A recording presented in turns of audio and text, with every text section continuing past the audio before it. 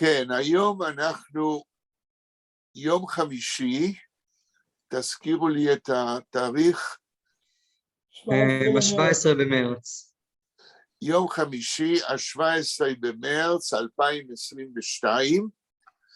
היום אנחנו נפגשים בפעם, אם אני לא טועה, ה-160 במסגרת קבוצת הלימוד שלנו של שפת יידיש וספרות יידיש, קבוצת לימוד אינטראקטיבית, איפה שכל מי שמדבר, כולל אנחנו לומדים יידיש וספרות כסטודנטים של התרבות הזאת. אני רואה את עצמי, כמו שאמרתי פעם לשלמה, כסטודנט של תרבות בת 1000 שנה. אין לי שום פרטנזיה ללמד אתכם מעבר למה שאני חושב שאני יודע, וזה הרבה פחות ממה שצריך לדעת כדי להיחשב, כמו ששלמה אומר בהומור וקורא לי רבי. אני שום דבר, כן, אני רואה את עצמי באמת כסטודנט ביחד איתכם, אלא שכל אחד מאיתנו תורם את מה שהוא יודע, וכל אחד מכם יודע דברים שאני לא יודע, ואני יודע דברים שאתם לא יודעים, וזהו בגישה אינטראקטיבית בפעם ה-160. כמו שאמרתי קודם, ב5:45, כשהתחלנו לקשקש, לפני שהקלטנו, שאנחנו בפגישה הקודמת עשינו דיגרסיה, סטינו קצת מהקריאה אצל חיים גרדה, בסיפור זיידה סוני מקלח, ואנחנו בפעם שעברה הזמנו את ולדימיר פוטין להיות חבר בקבוצת הלימוד שלנו, וללמוד ביחד איתנו את שיר הפרטיזנים, שנכתב ביידיש לפני כ-80 שנה, על ידי הירש גליק בגטו וילנה, שכתב את השיר כדי לבטא את מה שהשיר הידוע בישראל אומר, פתאום בוקר אחד קם אדם, הרגיש שהוא עם והתחיל ללכת. זהו שיר הפרטיזנים, שיר איפה שהתקווה חזקה יותר מן החיים. וזה לא מקרה שזה שיר ששרו פרטיזנים.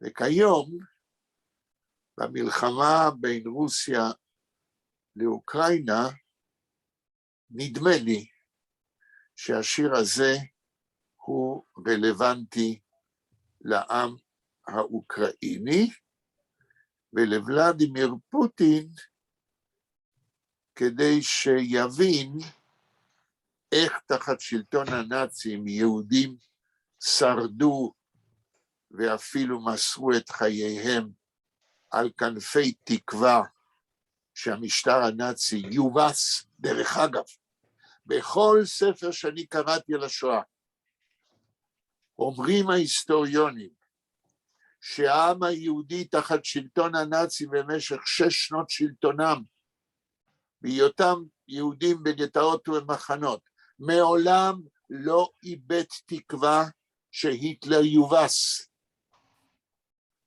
וזהו לקח שוולדימיר פוטין אולי יהיה מעוניין להסתכל על זה, על בסיס שיר הפרטיזנים. קודם אמרתי לכם כשקשקשנו ב5:45,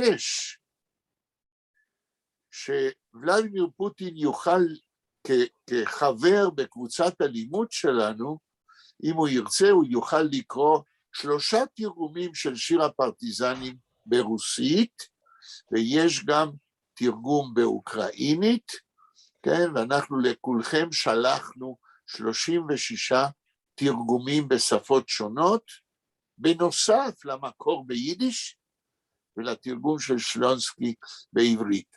אבל כדרכו של תרגום מוכן תמיד לוותר על הדיוק של המקור. ולכן, ובהתאם לקבוצת הלימוד שלנו, אנחנו לומדים את שיר הפרטיזנים במקור ביידיש. וכך התחלנו בפעם שעברה.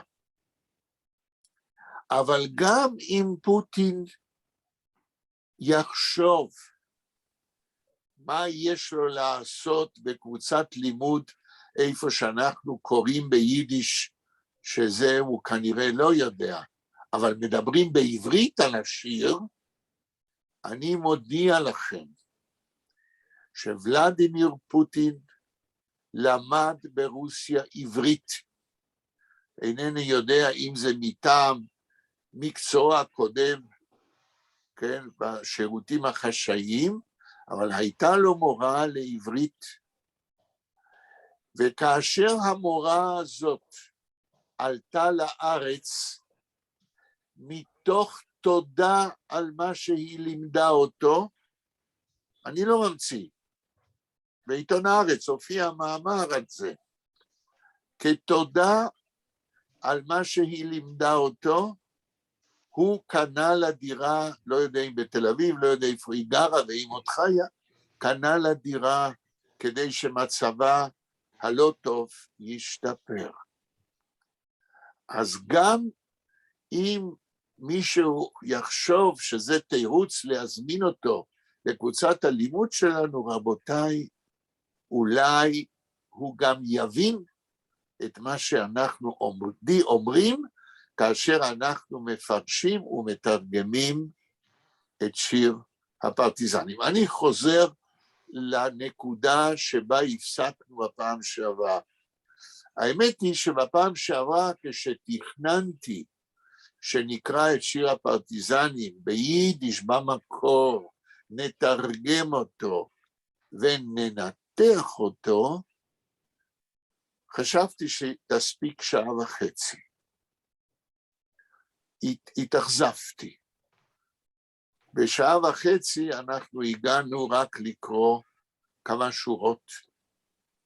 ויותר מזה, נכנסנו לדיון על הקומפוננט העברי בתוך יידיש, בגלל שבשיר הפרטיזנים, אולי אני אבקש מנתנאל לקרוא רק את השורה איפה שנמצאת המילה כיור.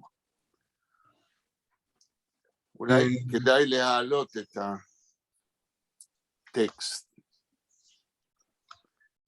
אוקיי. ואם אני זוכר אותה בעל פה, אני בדרך כלל לא כל כך זוכר, הוא נויט פרזמן ואת דיזון אינדם כיור, משהו כזה. רק רגע. יש פה את זה.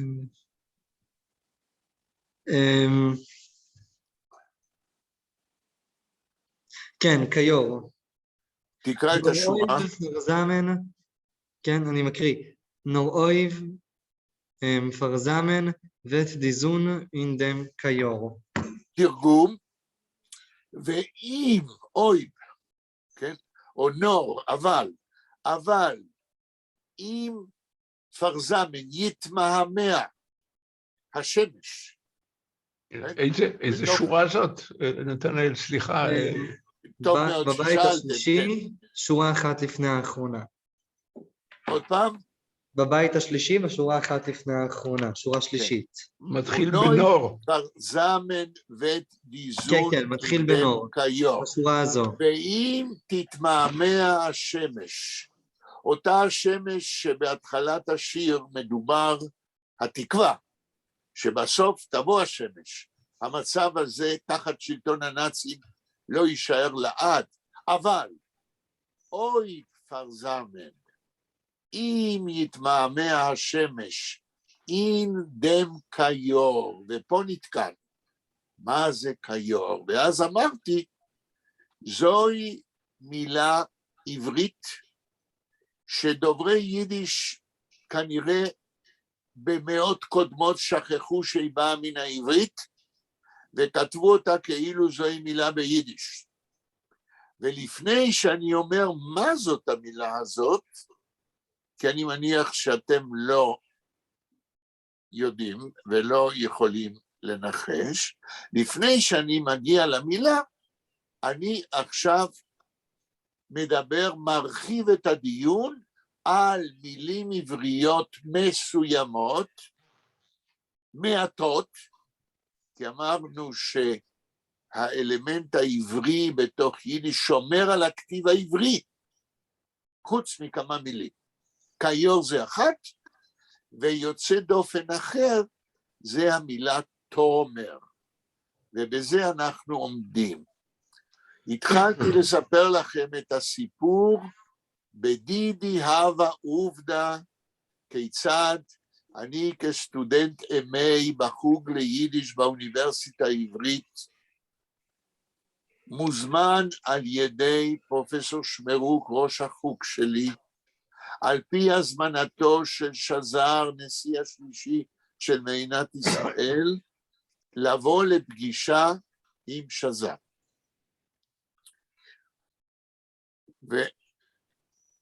והגעתי לרגע שאנחנו יושבים מול שזר, הוא מצד אחד של השולחן, אני ופרופסור שמרוק מצד אחר, ושזר מתחיל להסביר למה הוא פנה לשמרוק ושאל אותו, תביא סטודנט שיעזור לי במשהו, סטודנט מהחוג ליידיש שלכם.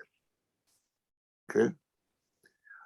עכשיו, אני יושב שם, כולי נרגש, כי בפעם הקודמת סיפרתי לכם, ששזר בצעירותו קיבל את חינוכו וגודל בעיירה איפה שהסבתא שלי נולדה, בסטולפצה, שטייפץ, במזרח אירופה.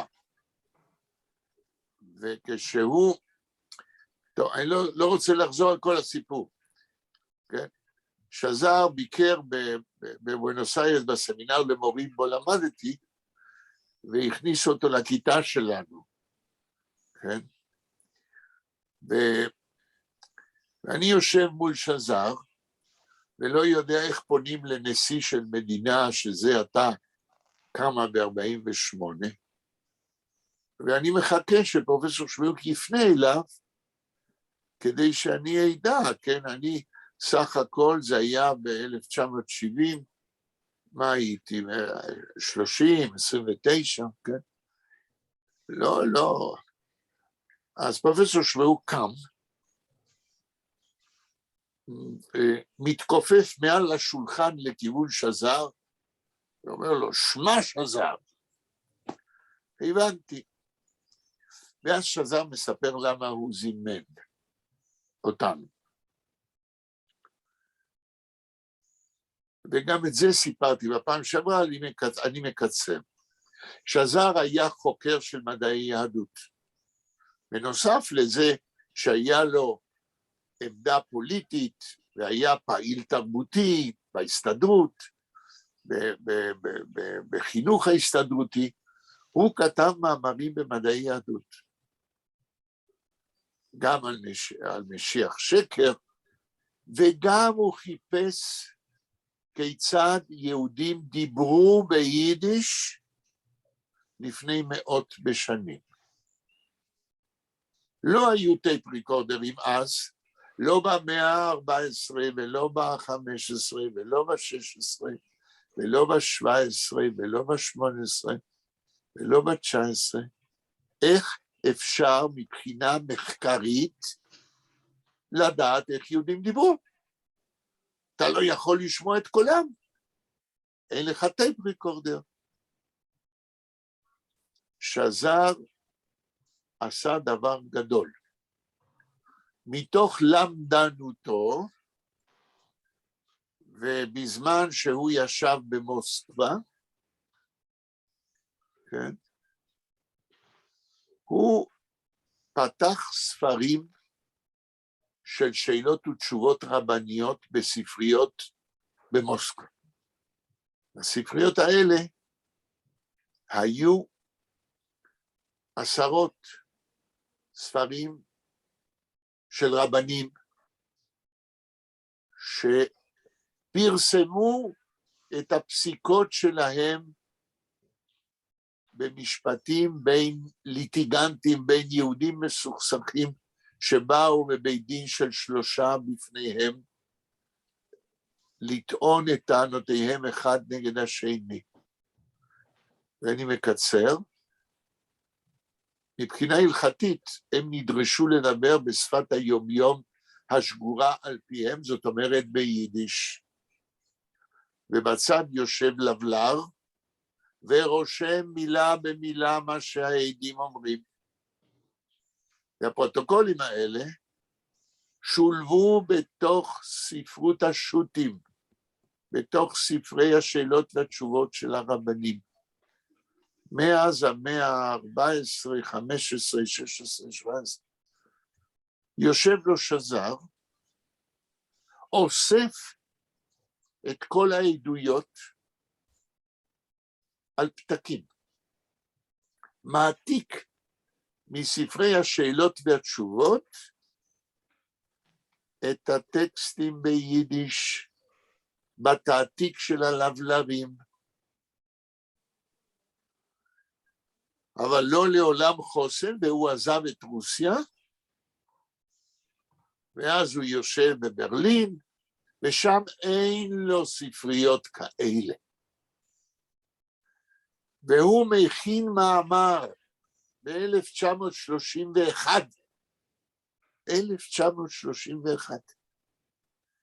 הוא מפרסם את המאמר על היידיש שיהודים דיברו במאות האלה, הישנות האלה, על פי מה שיש בספרות השו"תים. ואת המאמר הזה הוא מדפיס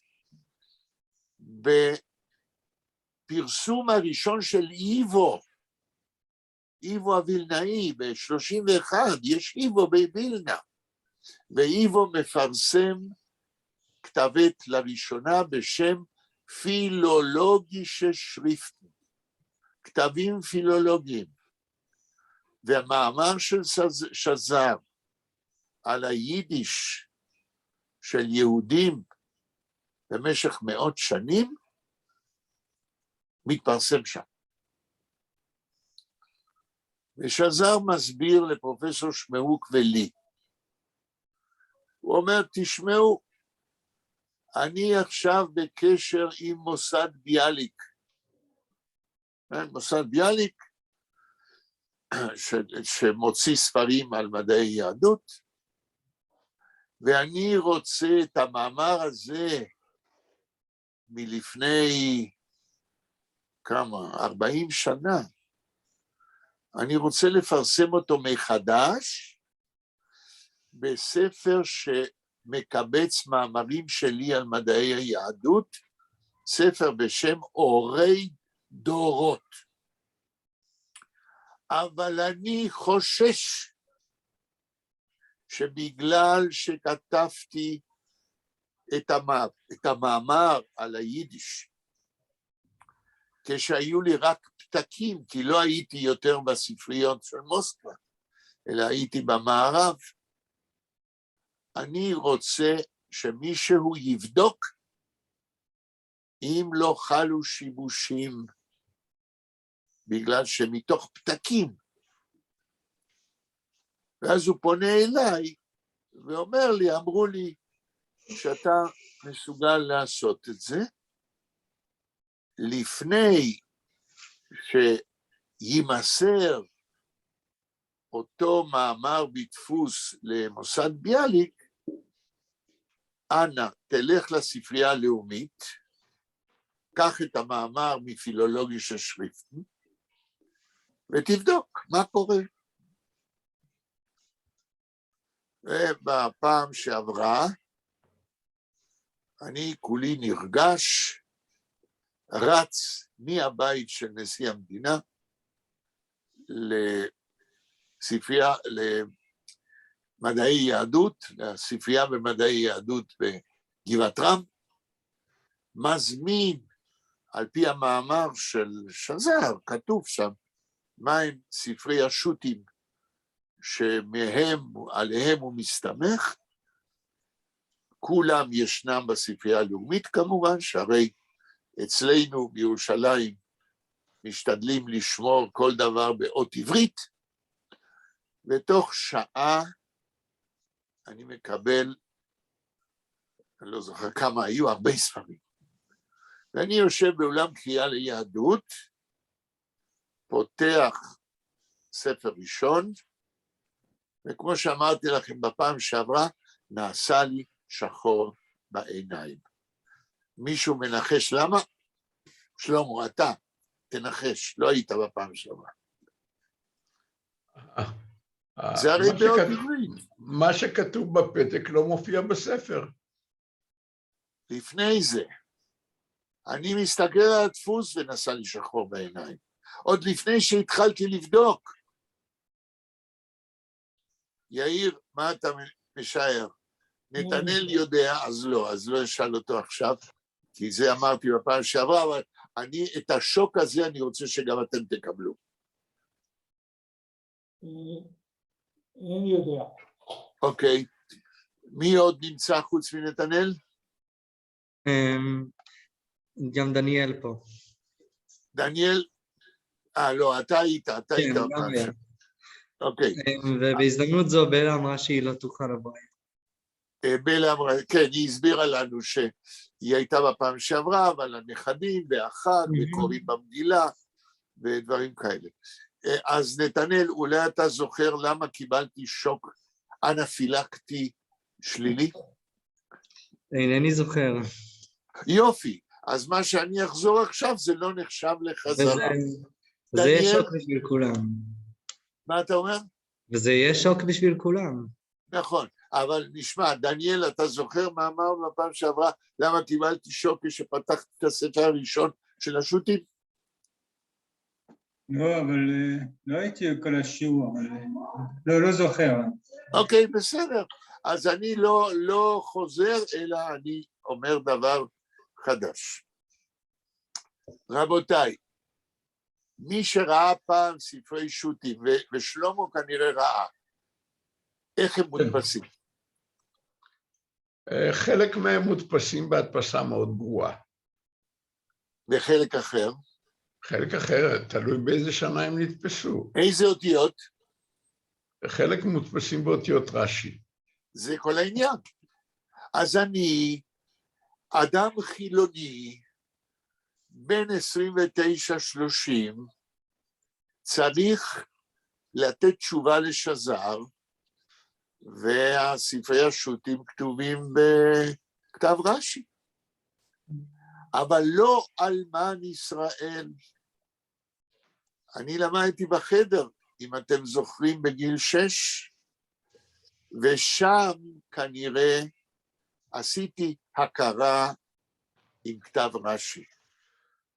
כל מה שהייתי צריך לעשות, זה לרענן את זיכרוני, את הגרסא דיינקותא שלי, או בלשונו של אליעזר ניבוסקי, מיין גרסא דיינקסה, כך אמרו ביידיש. אבל יותר מזה, כאשר עליתי ארצה והחלטתי לעלות בגיל 19, בגילו של נתנאל, אני החלטתי מה אני לוקח איתי מהספרים המעטים שהיו לנו בבית, שהרי היינו משפחה די ענייה, ולא היה לנו כסף לקנות ספרים, ואני בסך הכל בן 19, אבל היה לי הארון היהודי של הסבא שלי, ושם כן היו ספרים שהסבא שלי היה קורא, למשל, כרכים שלמים של עין יעקב, כן? הסדרה של אגדות מהגמרא ומהמשנה, כן? אגדות, ועוד כמה ספרי קודש המשנה, והיה עוד דבר שאבא שלי נתן במתנה לסבא שלי, אבי אמי. הרי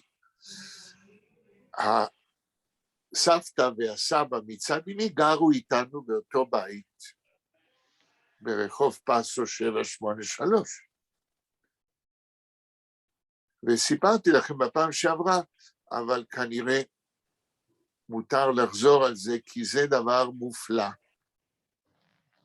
כי הכל מוביל להסביר המילה תומר, כן, שעוד לא הגענו אליה. אבא שלי, שעבד באדמיניסטרציה של בית ספר על שם שלום עליכם בבואנוס איירס, כן? הוא בעיסוקים האדמיניסטרטיביים של בית הספר, היה צריך לעשות ביקורי בית אצל ההורים של התלמידים, ולגבות את התשלום החודשי, כי ההורים, הרי איך בית הספר הזה נתמך והתקיים על ידי מס של ההורים של התלמידים שהיו משלמים כל חודש. ויום אחד, זה באמת ככה קרה. אבא שלי הולך לביקור כזה, הוא ברחוב בבואנוס איירס. בואנוס איירס עיר גדולה. כשאני עזבתי אותה, היו 10 מיליון תושבים.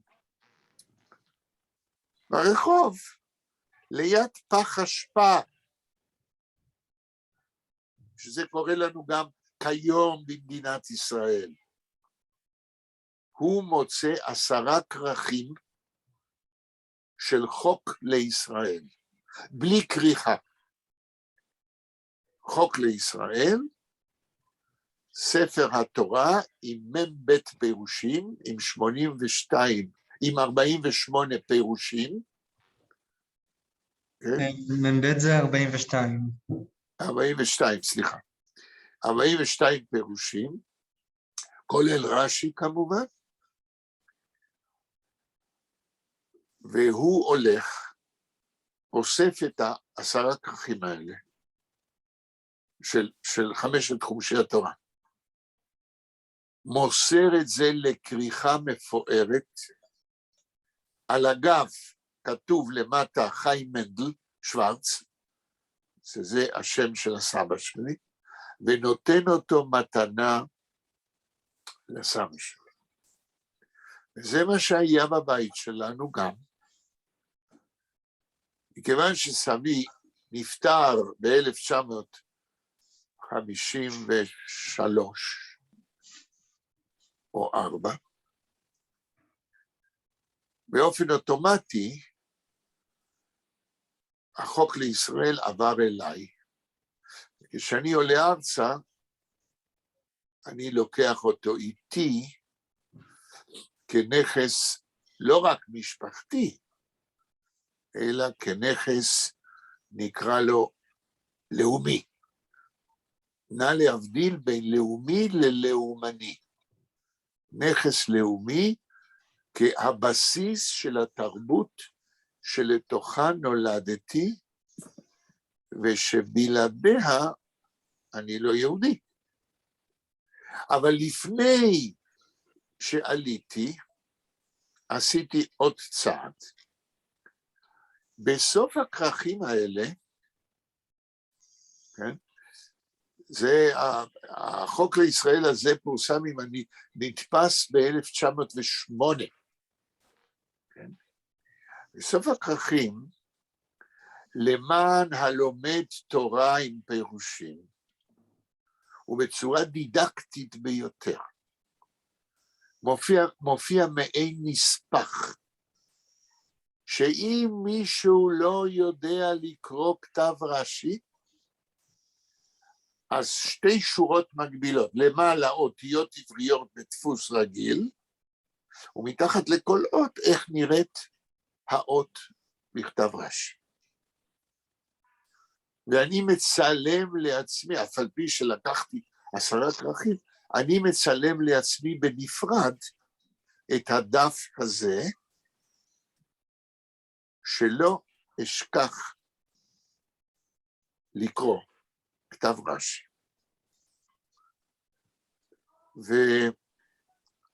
והאמת היא שכשישבתי בספרייה באולם קריאה ליהדות, לא נזקקתי לצילום, אבל בעקבות זה שדאגתי שיהיה לי, לקח לי אולי חצי שעה, כי הרי מאז, אני מניח שמאז גיל 6, לא התעסקתי בפירוש רש"י, אני מניח, אני לא זוכר, אולי כן, אני יודע, כן? אבל לא לקח לי הרבה זמן, והתחלתי לקרוא את היידיש בשו"תים, בספרות השו"תים של הספרות הרבנית. ואני מתחיל להשוות מה שזר עשה, מה נתפס, ומה יש באמת באותם ספרים, אותן הוצאות שהרי בספרייה הלאומית הם היו. ולאט לאט הבנתי ששזר הוא שזר בכל רגע של חייו. אני לא יודע, טוב, מי מכם פגש אותו, אני מניח שלא, או מי מכם ראה אותו נואם, כן? שזר היה אדם, לא אגיד אימפולסיבי, אבל היו לו אנרגיות מעל לממוצע, והוא, כשהוא היה מתלהב, הוא היה מסוגל לסכם. מה? אמרו שהוא היה מסוגל ליפול מהבמה. הוא לא רק היה, הוא נפל, זה בדיוק מה שאני אומר. הוא היה מסוגל לסכן את חייו, והוא באמת פעם אחת, על ידי תנועות עם הידיים ומוטוריקה מיותרת, בזמן נאום נפל מהבמה. ולמה אני אומר את זה? למה אני באמת אומר את זה? כי שזר הוא תמיד שזר. כי שזר הוא תמיד שזר, אבל מצד אחר, היה לו DNA של חוקר ללא ספק. זאת אומרת, הוא היה מודע לעצמו, והוא כנראה ידע שהוא מסוגל לעשות בלגן. אז אני יושב מול ספרות השו"תים, ולאט לאט אני מזדעזע. ומגיע למסקנה שאם היינו מדפיסים בספר אורי דורות במוסד ביאליק, בדיוק מה שהוא הדפיס ב-1931, זה יהיה לרעת כבודו, וזה יהיה קטסטרופה. למה? כי אני רואה שנגיד ספרות השו"תים של הרים ממאה מסוימת, אני כבר לא זוכר, אולי 115, במאמר בדפוס מיוחסת לרב, נגיד 200 שנה אחר כך. הוא בלבל עם הפתקים שלו לגמרי את הייחוס של התקופות. כן? אי אפשר להדפיס מחדש. ישבתי וחיברתי כתב יד חדש של 90 עמודים, וואו. על פי הספרים, בחדר מדעי יהדות בספרייה הלאומית. וזה מה שאני הגשתי לעורך של מוסד ביאליק, וזה מה שנתפס. זאת אומרת, העתקתי מילה במילה, מה שהלבלרים כתבו בפרוטוקול, כיצד יהודים דיברו. כן? במאות ה-15 וה-16. ואין לנו מקורות כמעט אחרים כדי לגלות איך יהודים דיברו יידיש במאות הישנות. אני הזכרתי שיש עוד מקור אחד, אבל לא ניכנס לזה. אני רק אגיד, כן, פעם המשטרה באירופה תפסה מכתבים, כן, שיהודים כתבו, והמכתבים האלה מהמאה ה-16, אם אני זוכר, אנשים כתבו כמו שדיברו, לא היה איבו, לא היה כללים לאורתוגרפיה, כן? אז כל אחד כותב כמו שהוא שומע, כמו שהוא משמיע. אז תוך כדי... ואצל החרדים זה עד היום ככה. אתה יודע, נתנאל, מה שאתה אומר, אתה גם צודק, אבל אני אעיר הערה לצד מה שאתה אומר. שמעתי לאחרונה הרצאה מאלפת ביותר של פרופסור דוד כץ. פרופסור דוד כץ בן ה-65 כיום. הוא לינגוויסט, אולי הלינגוויסט הכי חשוב החי בימינו. הוא טוען, כן, שבעתיד, כשאנחנו שואלים את עצמנו, מה יהיה עם יידיש? איזה יידיש, ואם בכלל ידברו בעתיד? הטענה שלו היא, רבותיי, הסטנדרט יידיש, היידיש הסטנדרטית של איבו, היא לא תהיה היידיש בעתיד. יידיש תהיה, אבל על בסיס מה שהיא הייתה תמיד בעם היהודי, ש75%, כך הוא טוען, של דוברי יידיש, הם דוברי יידיש חסידית, ומכיוון שהפוריות, כן, של יהודים חסידים, זה אני אומר, גדולה יותר בימינו מאשר החילונים שדוברי יידיש, שהחילונים בימינו השתוו ואפילו עומדים בראש ירידת הילודה בעולם, בניגוד למה שהיה בסוף המאה ה-19, זה אני אומר, בסוף המאה ה-19 היהודים היו בראש הילודה בעולם, אבל הזמנים השתנו ועברו יותר מ100 שנה, ואנחנו הפכנו דומים לגויים ואפילו מובילים אותם, כן? אבל יהודים דוברי יידיש חסידית, זהו העתיד, אומר פרופסור כץ, של היידיש בעתיד. זה מעבר אבל הילודה, זה גם להעביר את השפה עצמה, גם אנשים שהיום דוברי יידיש, הם לא מלמדים את זה, הם לא מדברים בזה בבית, ולכן נכון, הם לא מעבירים את זה לילדים נכון, שלהם. נכון, אבל אני מוסיף עוד דבר שאמר דוד כץ, הוא אמר דבר שכדאי לחשוב עליו.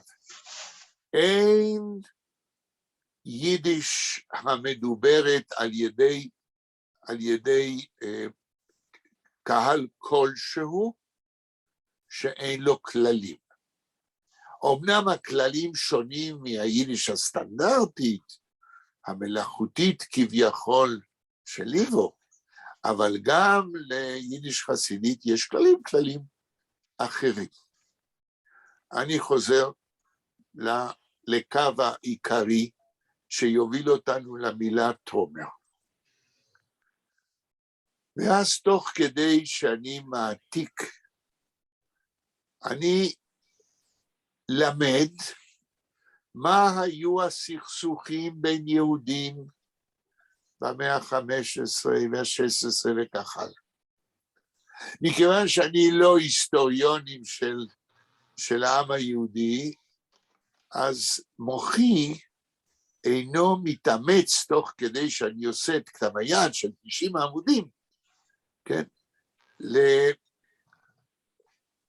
לקבע בתוך זיכרוני, אבל דבר אחד אני זוכר, כן?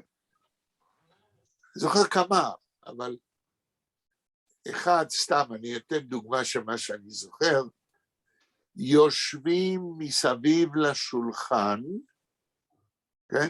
אני לא זוכר אם זה מקרה שבא למושב של 3 דיינים באיזה 100 בדיוק, על מאות ישנות, כן? 15, 16, 17, יושבים מסביב לשולחן, משפחה. הכלה מיועדת והחתן המיועד. ומדברים, אוכלים, והחתן הוא ג'וקר כזה. אז הוא בבדיחות הדעת שולף טבעת, שם על האצבע של הכלה המיועדת ואומר, את מקודשת לי. האם הם בעל ואישה? לא היה תנאים, לא הייתה שום דבר, סתם מתוך בדיחות הדעת. באים ל3 דיינים, יש משפט. כן, האם הוא חייב מה שחייב כל בעל, או מה קורה? הנה דוגמה לליטיגציה, לוויכוח, למשפט, והאמת של הבן של הרב סולובייצ'יק, שהיה מרצה אצלנו באוניברסיטה העברית, וכיום הוא כנראה בארצות הברית. איזה סולובייצ'יק? יש משפחה של אדמו"רים חסידיים שהם סולובייצ'יק, ויש משפחה של בדיוק הפוך, של בריסקרים. בריסקרים ליטאים וכאלה. כן, אדמו"רית, טוב, אני לא זוכר את שמו הפרטי, הוא היה מרצה פה באוניברסיטה העברית. הוא נדמה לי כתב על חיי היומיום של היהודים על פי שו"תים. אני לא הלכתי לחפש את זה, כי זה לא בדיוק התחום שלי, אבל הייתי מת לקרוא מה שהוא כתב.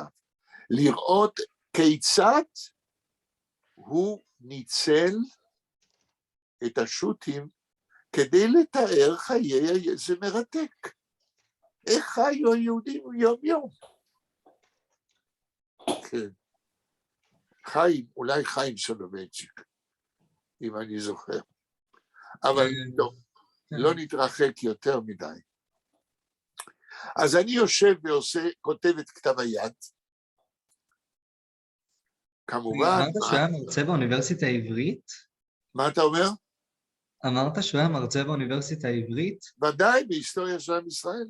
רב חיים מבריסק? לא חיים מבריסק. הוא צריך להיות היום, אני לא יודע, יותר מ-70. הוא הדור שלנו, כן? אולי הנכד או משהו כזה. אוקיי. הגיוני, זה משפחה של מלומדים, גם בארצות הברית. ודאי. הרי הפרופסור טברסקי בהרווארד, גם כן מהם.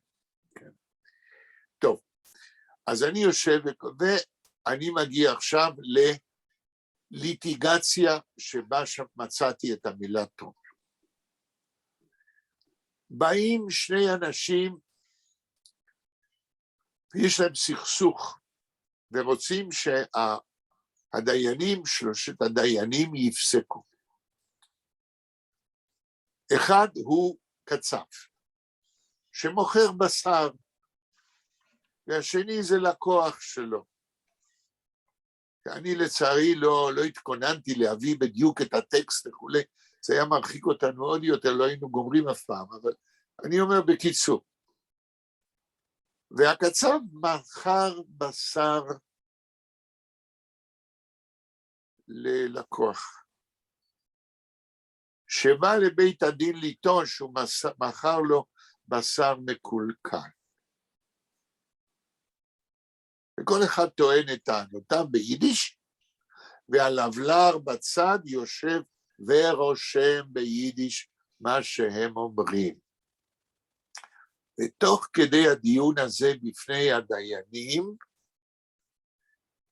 אני חושב שזהו הקליינט, הלקוח אומר, כן, ביידיש, אני לא מצטט מילולית, אבל הוא משתמש במילה תומר, ואומר, כן, תומר ותרזוגן, כן, שמא הוא יאמר, כן, שאני לא מדבר אמת, או משהו כזה, כן. והלבלר, איך הוא כותב תומר, רבותיי? ניחוש. הרי הוא כותב ביידיש, מה שהם מדברים. באלף הוא כתב. מה אתה אומר? הניחוש שלי שהוא כתב באלף, תף א' מ' כן, תף א' קמץ מ' עין תאמר, אש. כן, מי קמץ, לא, אין ניקוד. תאמר, אז הוא אמר, תומר, ערבת זוג, כן, יש לנו אפילו פה, כמו בחיידר, כן, ויאמר עוד גזוק, תומר, אוי ערבת זוג, כן. כותב את זה בתאמר, כי זוהי מילה עברית. אבל במשך הדורות שכחו שזה בא מן העברית, וכתבו ת' א' קמץ מ' עין ר', וככה תמצאו במילונים, ואני חושב שאני נאלצתי, ועשיתי את זה, לכתוב ליצחק ניבורסקי, שפרסם הרי 3 מהדורות על היידיש, מילון, מהדורה, 3 מהדורות, העברית בתוך היידיש. יש לו מילון כזה. אני כתבתי לו, תכניס את המילה תומר. לא בדקתי, אבל נדמה לי שבמהדורה האחרונה, השלישית, הוא הכניס את זה. אני לא יודע אם הוא הכניס את המילה כיור. עכשיו אנחנו מגיעים בחזרה לשיר הפרטיזני. לידיעתו של ולדימיר פוטין. אם למישהו מכם יש המילון של יצחק ניבורסקי על העברית בתוך יידיש, כן, צריך לבדוק. אם המילה כיום נמצאת. ועכשיו אני מביא הוכחות, נקרא לזה נסיבתיות. אמר לי שלמה לרמן, ידידי, שהודות לו והתרגומים שהוא אסף, אני שלחתי לכם את שיר הפרטיזנים עם 36 תרגומים בשפות אחרות. הוא סיפר לי, שהרי הוא למד בסמינר למורים ליד הקהילה היהודית בבואנוס איירס כמוני, רק שהוא למד שם 2 אחריי. והוא גם למד אצל שמואל רוז'נסקי, המורה ליידיש ולספרות יידיש שלנו שם. אז הוא אמר לי שרוז'נסקי, המורה, כשלמדו את שיר הפרטיזנים, אמר שכיור זה בעצם המילה העברית כאור, כן? כאשר השחר מפציע. עכשיו נתנאל תחזור עוד פעם על השורה, ונראה איך זה מתיישב. נור אויב פרזמן ות דיזון אינדם כיור. זאת אומרת, ואם יתמהמה השמש, בא כאור, בא בהפצעת השחר. הכאור זה ברגע, כן, שהשחר עולה. מהנקודה הזאת, אני ידעתי את זה לא מרוז'נסקי, אני לא זוכר מאיפה ידעתי, אבל ידעתי בעצמי שהכאור זה כאור, ואני לא יודע איך הגעתי לזה. אין ספק שמהנקודה הזאת רצוי לעשות מחקר למי שיתעניין, כן? כי חוץ מתומר יש לנו עוד הכאור, הכאור. והעובדה שאם זה נכון, והירש גליק לפני 80 שנה הכניס את זה לשיר הפרטיזנים, יש להניח שזו הייתה מילה ידועה בווילנה ביידיש שיהודים דיברו. זה מאוד מרתק לנסות לחפש את העקבות של עוד מילה מן העברית שהפכה כאילו למילה ביידיש. עכשיו, מכיוון שפה יושבים אנשים שלא היו הפעם שעברה, אני מציע שעד השורה הזאת, כדי לתפוס בחזרה את חוט התוכן, מישהו מכם שעוד לא קרא, יקרא מההתחלה עד השורה הזאת כולל.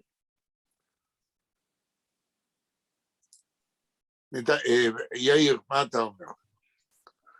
שאני לקרוא? בבקשה. כמה שורות קראנו עד כאור? נתנאל, כמה שורות זה? 4, 8, 11. אוקיי. יאיר, תקרא איזה 5-6 שורות, ואז שלמה שגם לא היה, יש לי. כן. כלומר, להתחיל מההתחלה? מההתחלה. So geht kein Moll, als du gehst den letzten Weg. Katsch Himmeln bleiene verstellen bloße Tag. Himmeln bleiene, כן? כן, Himmeln bleiene verstellen bloße Tag. Kommen wird noch unser ausgebänkte Schuhe. Show. Show. Show. C'est un Volkton unser Trott mir seine Do. אנחנו פה. Von grünem Fallmendland bis weißen Land von Schnee. Wir kommen on mit unser Fein, mit unser Weh. Okay. Und wo gefallen dieser Spritz von unser Blut, sprotzen wir dort unser Gwure, unser Mut. Seppi Morgensohn Bagilden, Sveti Morgensohn Bagilden unseren Heint. Und der Nacht und der Nächten wird verschwinden mit der Feind. Mit dem, לא? Mit dem Feind. Nur euch versammeln wird die Sonne in dem Kajor. עוד שורה. Wie Parol soll gehen das Lied von Dor zu Dor. עד פה. שלמה, תקרא אותו דבר מההתחלה עד הסוף. Sag nicht kein Mal, als du gehst dem letzten Weg, אל תאמר הנה דרכי האחרונה. לא, אל תתרגם. התרגום הוא יפה. אני מתלבט. מה אתה אומר, שלמה? אני אומר שהתרגום לעברית הוא יפה. הוא יפה, אבל הוא מוותר על דעת דיוק. ולכן אנחנו קוראים אותו. טוב, מתרגמים. אבל עכשיו תקרא איזה שלם. Gott Himmelen bleine verstellen bloße Tag, kommen wird nur unser ausgebänkte Schuhe. שור. Schuhe. שעה אומרים ביידיש שור, אתה יודע את זה. כן. Svet apoik ton unser Trott mit seinen מיר זיינן דו. מזיינן דו. אנחנו פה, כן. von Grinen פלמנלנד. von Grinen Palmenland. bis Weißenland von Schnee. Land von Schnee. Von Land von Schnee. Wir kommen also mit unser Feind. לא, wir kommen on. Wir kommen on mit unser Pein. Mit unser Weh. Und wo gefallen ist ist ein Spritz von unser Blut, sprotzen wird dort unser Gwure, unser Mut. Es wird die Morgenson begilden uns dem Heind und der Nächten wird verschwinden mit dem Feind. Nur euch versammeln wird die Sonne in dem Kajor wie ein Farol soll gehen das Lied von Dor zu Dor. כן. נתנאל, עוד פעם תקרא את הכל, יש לי מטרה. אחר כך אסביר לכם למה אני נותן לכם לקרוא לכל אחד בנפרד. מההתחלה עד פה. אוקיי, זוגנית קיין מול, אז du gehst dem letzten Weg. רגע, אתה אמרת זוגנית. את האקצנט אתה צריך לשים על המילה זוג. זוגנית קיין מול, נית לא מול. חוצ'ט הימלן... לא, תתחיל עוד פעם, עם האקצנט הנכון. זוגנית קיין מול, אז du gehst dem letzten Weg. Chotzt Himmelenbleine verstellen bläue Tag. Kommen wird noch unser ausgebenkte Show. Svet apoik ton unser Trott mir seinen Do. Von grünem Palmeland bis weißen Land von Schnee. Wir kommen on mit unser Pein, mit unser Weh. Und wo gefallen ist ein Spritz von unser Blut, sprotzen wird dort unser Gwure, unser Mut. Es wird die Morgenson begilden uns dem Heind und der Nachten wird... der Nächten, האתמול, der Nächten. גרמנית ארורה. Und der Nächten wird verschwinden mit dem Feind, nur euch versammeln wird die Sonne in dem Kajor, wie ein Parol soll gehen, das Lied von Dor zu Dor. אוקיי, המטרה שלי הייתה שכל אחד שמתנסה במקצב הנכון, כן, אולי ירגיש מה שכל מי שדובר יידיש באופן טבעי מילדות מרגיש, עד כמה שהשיר הזה הוא פואטי, מחורז, ממש שיר עם עוצמה גדולה. כן. עכשיו, לא מספיק שקראתם, כן, די בסדר וכמעט בסדר גמור, אני רוצה שגם נבין בדיוק, כן? אז דניאל, תתרגם את השורה הראשונה. kein Mol, als du Geist dem... לא גייסט, גייסט זה רוח, ופה כתוב גייסט. אוקיי. אז טוב שאתה חוזר על השורה ביידיש ותתרגם אותה. אל תגיד אף פעם, אל תגיד אף פעם, משהו כזה, כאילו. לא משהו כזה, בדיוק כזה. אף פעם אל תגיד, אף פעם אל תגיד, אז דו גייסט. גייסט. גייסט, שאתה לא, אתה הולך, dem letzten Weg. זה האחרון. שאתה הולך בדרך האחרונה. כן, דרך. לעולם אל תגיד שאתה עכשיו הולך בדרכך האחרונה. זאת אומרת, לעולם אל תגיד שתמות במאבק שמתחולל. רבותיי. אל תתייאש. מה אתה אומר? אל תתייאש, אף פעם. בדיוק. אני אומר, ולדימיר פוטין, חברינו בקבוצת הזום, עכשיו צריך להבין את השורה הזאת, לא עם התרגומים שהרבה פעמים מוותרים על הדיוק, כי המילה קיינמול, לעולם לא, אף פעם לא, זה נעלם מהתרגום בעברית, נכון? נכון. זהו. אז אנחנו עכשיו מתרגמים בדיוק. יאיר, השורה השנייה. Gott stimmen kleine verstellen גלויתג. כן. למרות שהשמיים כאילו מסמלים יום... מה זה בלאי, יאיר?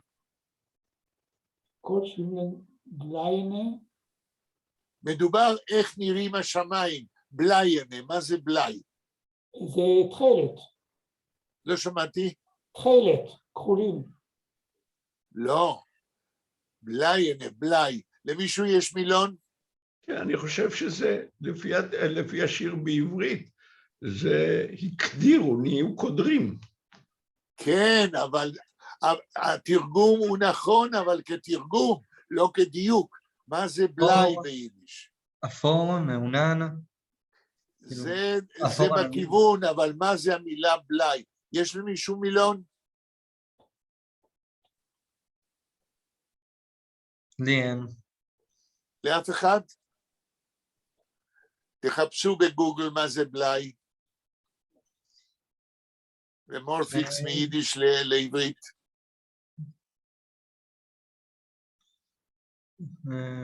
כרגע, יידיש. יאיר, נתנאל, תנסו. עופרת. איך? עופרת. יפה. אז הימלם בליינה שמי עופרת. מה זה שמי עופרת? גם כבד, גם אפור, גם איפה שהשמש לא עוברת, זאת אומרת, גם חשוך, וגם כדורים עשויים עופרת, זאת אומרת, שמי, אמנם שלונסקי אומר, שמי העננה, אבל באופן מדויק, אנחנו בימי מלחמה, יורים עלינו, רוצים לחסל אותנו, חוץ', לעולם אל תגיד זוהי דרכך האחרונה, אף על פי הימלם בליינה ששמיים אפורים במובן של עופרת, פרשטלן, הם מסתירים, הרי בפורים זיך פרשטלן זה להתחפש, אבל פה פרשטלן מסתירים בלויתג, אף על פי ששמיים שמי עופרת מסתירים ימים כחולים. עכשיו, מבחינת הסמלים שבשיר הזה, מה זה ימים כחולים? ימי שלום. איך?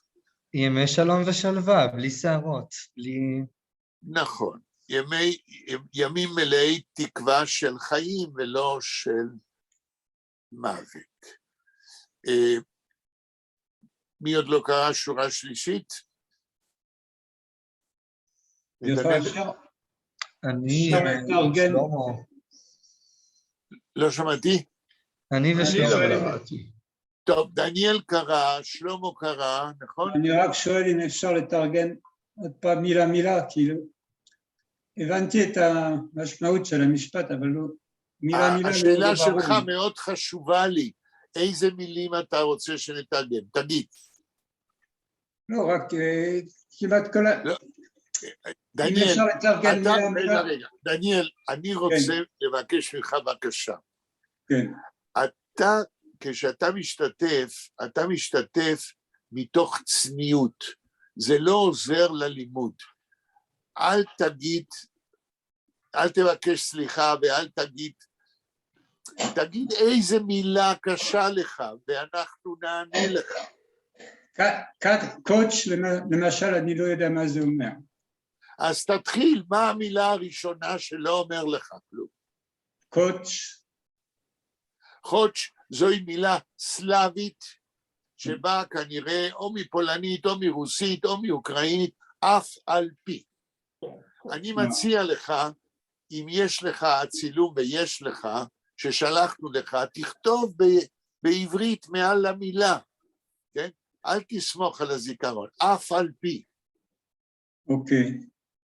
מה עוד לא ברור, תשאל כל מילה ונענה לך. המילה הבאה, אימלן. איזה מילה? הימלן. זוהי... הנה, רגע, אתה רוצה תשובה? מי יכול לעזור מה זה אינם? שמיים. לא הימל. רגע, לא הבנתי את השאלה. דניאל, באיזה שורה אתה שואל את המילה? על איזה שורה? קוץ' אימלן, השורה השנייה. תרגמנו, השנייה, כן, שנייה. ומה המילה? אתה חייב לקרוא אותה נכון, אחרת אני לא יכול להסביר לך. קוץ' אימלן, המילה אימלן. לא כתוב הימלן. מי יכול לעזור? מה כתוב אחרי חוץ'? הימלן. הימלן. ביחיד הימל זה שמיים. כן. ברבים הימלן זה שמי. שמיים בעברית, שמיים זה רבים.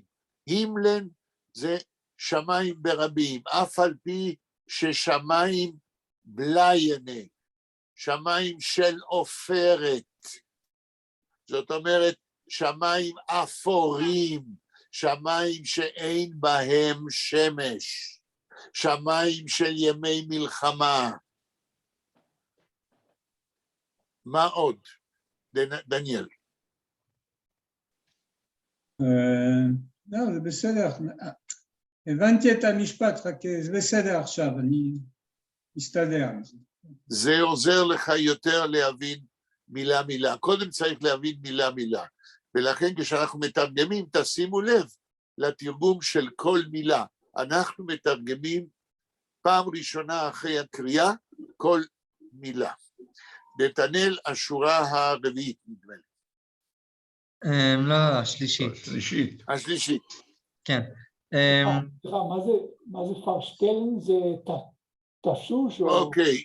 סוף סוף אתם שואלים, זה מה שצריך. אנחנו קבוצה אינטראקטיבית. מי שלא שואל, לא יקבל תשובה ולא ידע. איך בפרסומת, כן? איך זה? מי שלא ייקח, איך זה? מי שלא ישאל, לא ייקח. פרשטלן.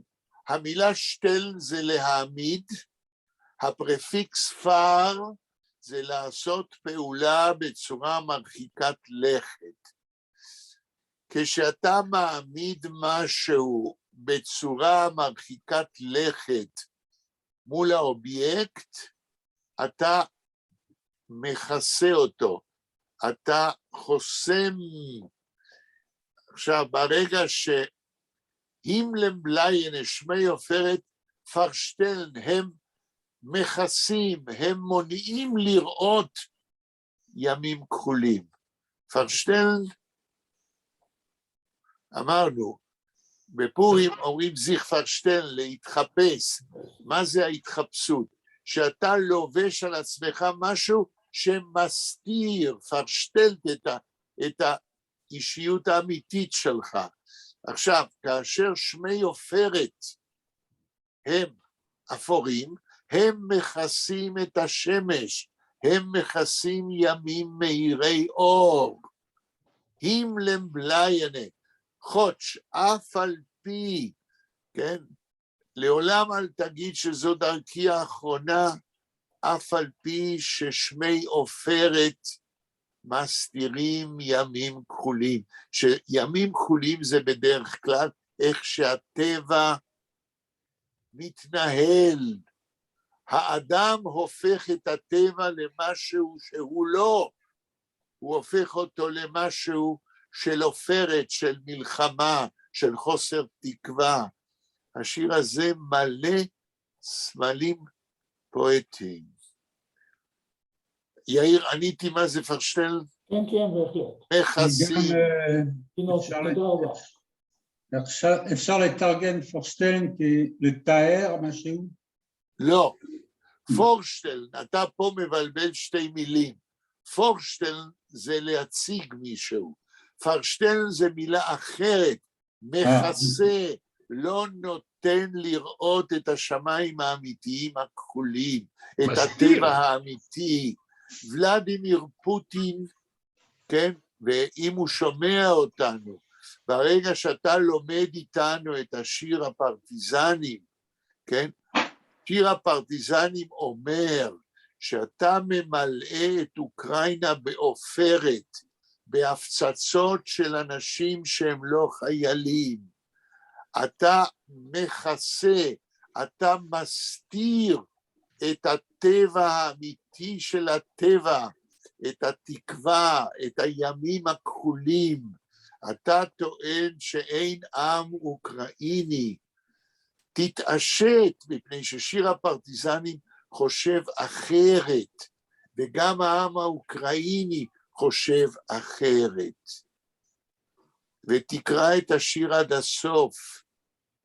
אתה לא תוכל על ידי הפצצות להרוג את התקווה שהיא חזקה יותר מן החיים.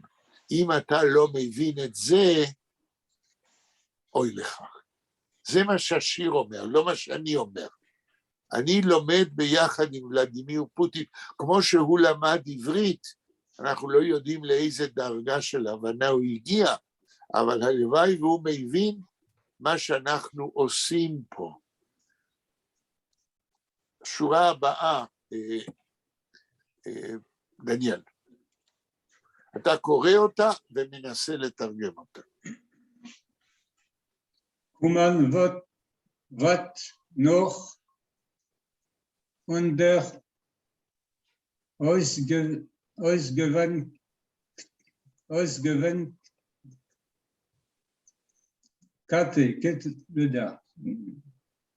איך המילה הראשונה?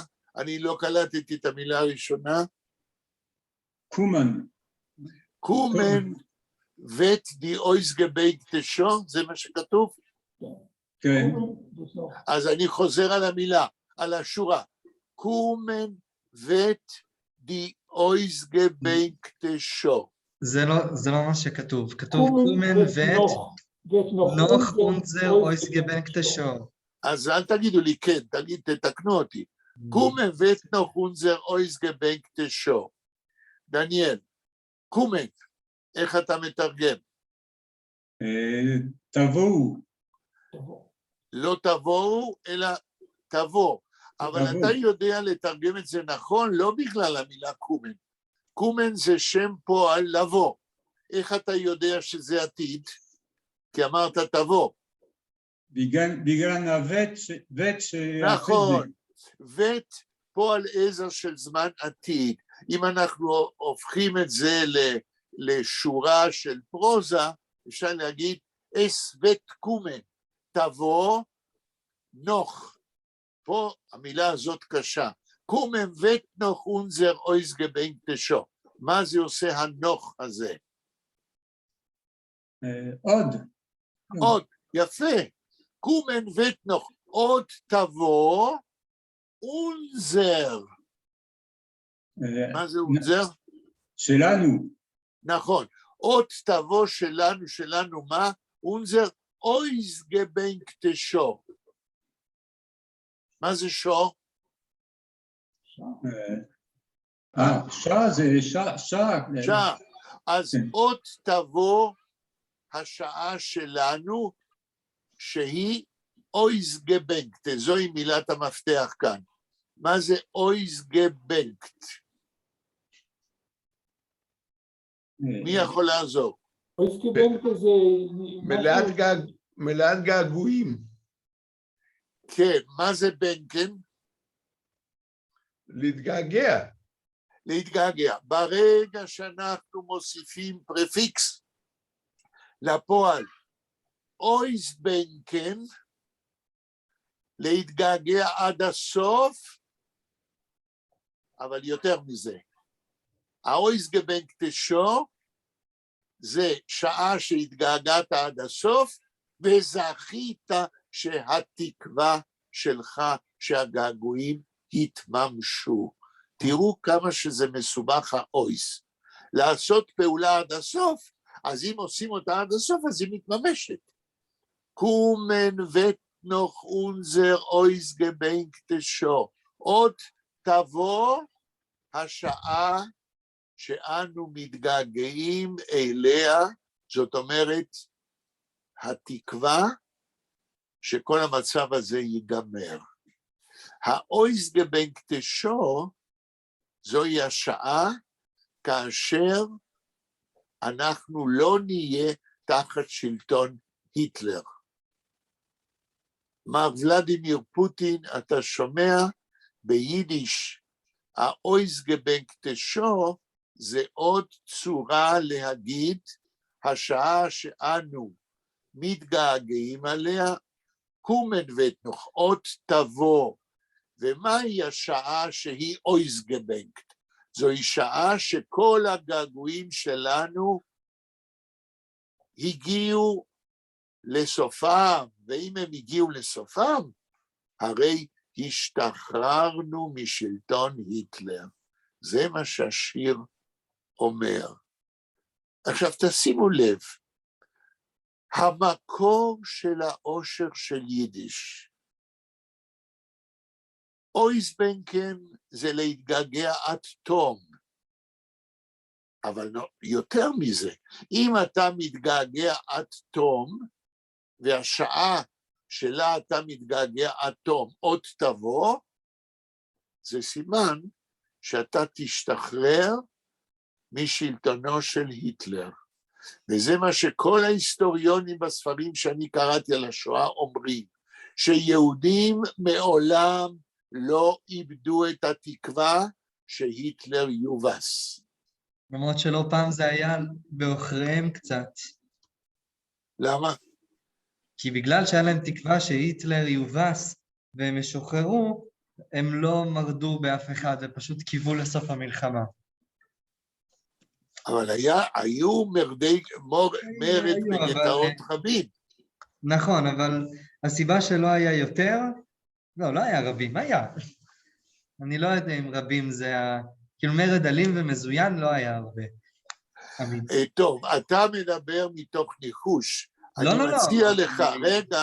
אני מציע לך לקרוא את ספרו של קרקובסקי, שהוא היה מנהל הארכיון של יד ושם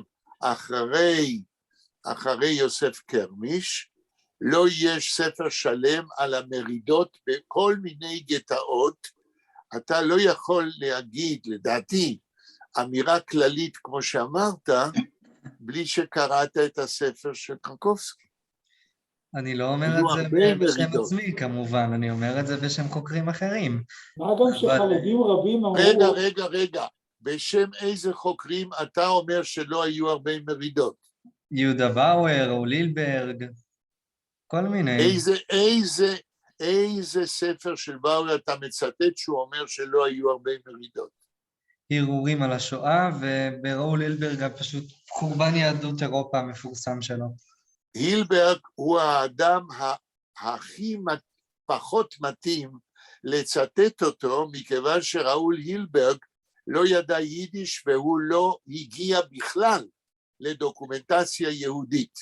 כל הדוקומנטציה, מיליונים של דוקומנטים שהוא ראה, זה מיליונים גרמניים, ועל זה ביקר אותו שאול אש, המורה שלי, והוכיח שהילברג לא היה לו מושג מהי הדוקומנטציה היהודית. אז הילברג לא יכול להיות מסמך שאתה, או אדם שאתה מסתמך עליו. לגבי... אנחנו מדברים על דברים שקרו או לא קרו, נכון? היה מרד מזוין, או לא היה מרד מזוין? אנחנו מדברים, תראה, דברים שקרו או לא קרו, אנחנו מדברים על סמך היסטוריונים, כי לא אתה ולא אני היינו שם. אז אני אומר, אם אתה מסתמך על הילברג, אי אפשר להסתמך בעניין הזה על הילברג. על הילברג אפשר להסתמך מה הנאצים עשו ליהודים. אין שום אפשרות להסתמך עליו מה עשו היהודים לנאצים. ולגבי יהודה באואר, אני מבקש שתנסה למצוא את המקום איפה שהוא אומר שהיו מעט מרידות. ואם הוא אומר את זה, אז הוא לא קרא מי שהיה בעצם תלמידו, כן? שזה מי שאמרתי קודם. אני רק רציתי להגיד שכן יהודה באואר עושה חילוק בין עמידה לבין מרד מזוין. הוא אומר שמרד מזוין באמת היה הרבה פחות נפוץ. היה במקומות לא מעטים, אבל זה לא היה עד כדי כך נפוץ, ורוב היהודים באמת לא בדיוק מרדו לפני. אבל הוא אומר שהדבר שכן היה נפוץ זה היה תופעה שהוא מגדיר כעמידה. מה זה? לא לזרום עם הנאצים, להתחבל, להאמין שהם יובסו, בעיקר דברים כאלה, לשיר, להישאר בקהילה. האם יהודה באואר, אני שואל אותך, הוא סמכות כדי להסביר בתוך המושג עמידה את ספרות יידיש ועברית שנכתבה בגטאות ומחנות? תחזור שוב.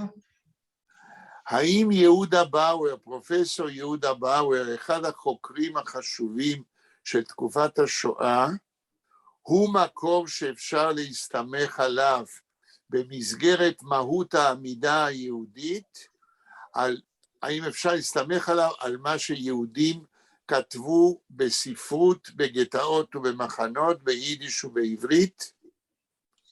אתה שואל האם הוא מכיר את זה? נכון. אני לא יודע, אני לא שאלתי. אני אומר לך שלא.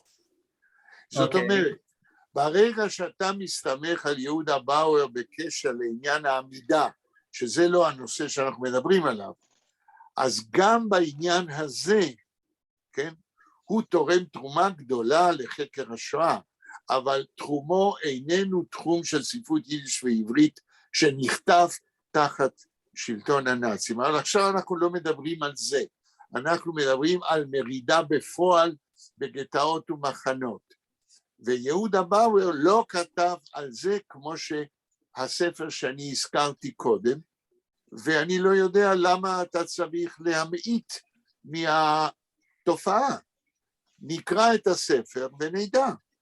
אני לא ביקשתי עכשיו לצטט או להביא כל מקום איפה שהיה מרד, נכון שהוא היה פחות, הרבה פחות, מאשר סוגים אחרים של עמידה, אבל עובדה שהיה מרד בגטאות ושכתבו על זה.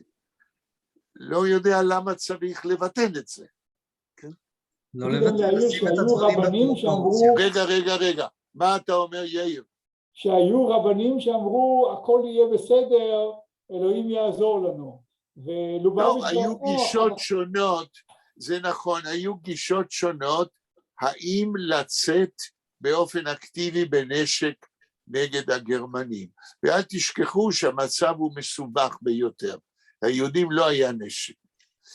אז בסדר, אז אנחנו לא נכנסים עכשיו לדון, האם היהודים עשו מה שיכלו או לא יכלו כדי להתנגד בנשק.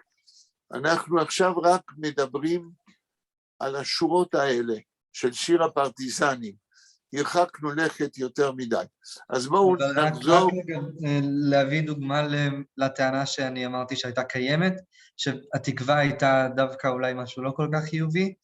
על מרד הזונדר קומנדו בטוח שמעת הרי, והסיבה שזה לא הפך למרד כולל בכל אושוויץ, זה כי המחתרת הבינלאומית באושוויץ אמרה שבגלל שהרוסים בדרך אין לנו מה לפתוח במרד שבו רוב האסירים יהרגו. ולכן הם נטשו את הזונדר קומנדו שהם היו נואשים מאוד, כי הם ידעו שהנאצים הולכים להרוג אותם אחרי גל השילוחים הגדול מהונגריה, השאירו אותם לבד, והם יחסית נחלו הצלחה, אבל הסוף שלהם היה מאוד מר. האם קראת את הספר אושוויץ של יולמק? לא יולמק, סליחה, של ברמרק? לא. נתנאל. טוב, אז תקרא את הספר הזה. אני לא אומר שמה שאתה אומר זה נכון או לא נכון, אבל זה הולך לפינה מסוימת. תקרא את הספר של ברמרק על אושוויץ ועל המרד באושוויץ, בסדר? בואו, אנחנו סוטים יותר מדי. המטרה שלנו כרגע, כן, היום, זה לנסות ולקרוא ולתרגם את כל השיר ולנתח אותו. השורה הרביעית, מי עוד לא קרא? אני ושלמה. אולי אני. בבקשה, שלמה, השורה הרביעית. סווט הפויק טון אונזר טרוט מרזנן דו. תראו. אני לא זוכר מה זה פויק. הפויק זה, נו, אוף, בתזמורת, כן? יש פויק. טוף? טימפני. טוף. טוף. סוגים שונים של טוף. אבל פה כתוב, פה עשו מזה פועל. מהו הפועל, שלמה? זה יהיה כאילו טיפוף. כן, טון הפויק. של דמעותינו. טוב, זה לא בדיוק פועל, הפויקטון, זאת אומרת, יישמע, סווט הפויקטון, יישמע קול של טוף. זאת אומרת, יישמע קול חזק ורם. הרי פה לא מדברים על טוף ממש, אלא הכל פה בנוי עם סמלים. אז יישמע קול טוף רם ואז, סווט הפויקטון אונזר טרוט. המילה המרכזית בשורה הזאת זה טרוט. מה זה טרוט? דמעות. לא, לא טררן, טררן זה דמעות. טרוט זה מילה גמרי אחרת. מי יכול לעזור? בריאה או שאגה או משהו כזה. לא.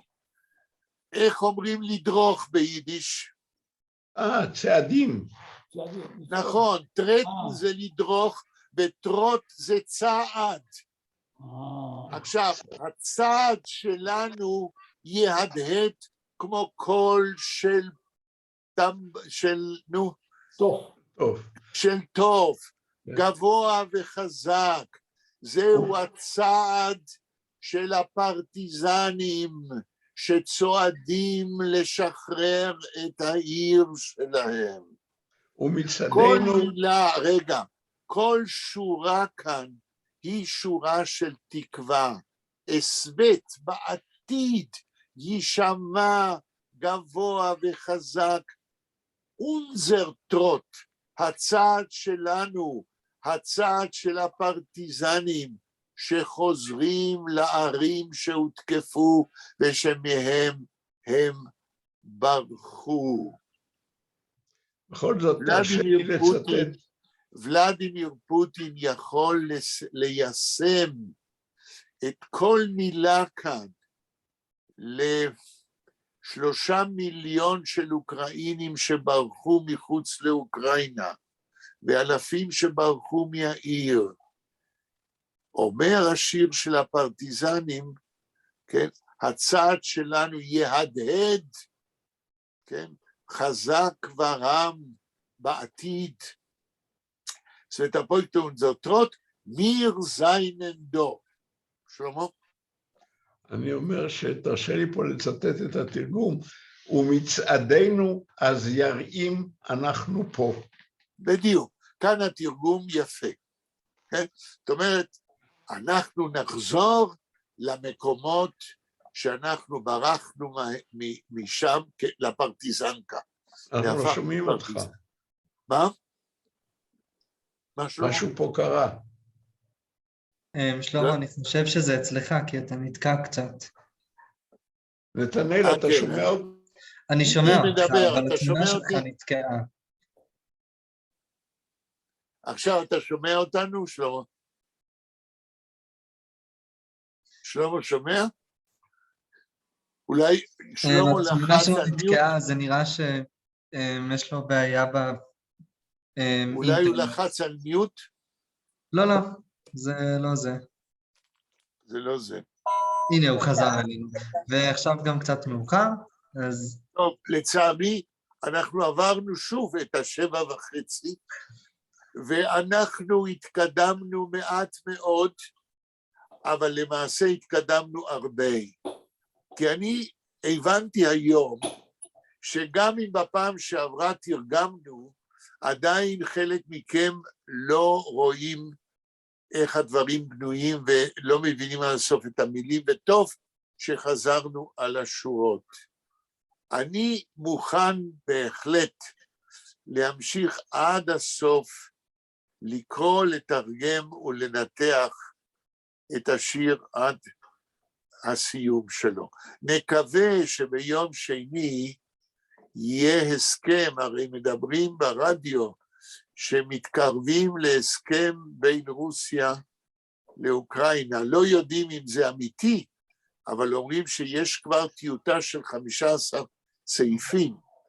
ושבנט הוא אחד המתווכים החשובים. נכון, זה ככה אומרים, ככה אומרים.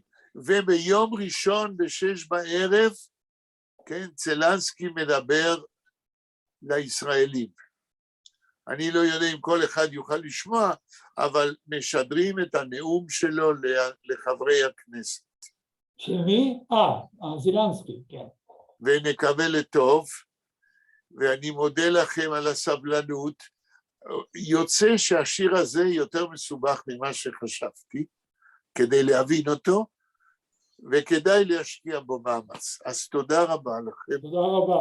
תודה רבה לך. להתראות. להתראות. להתראות.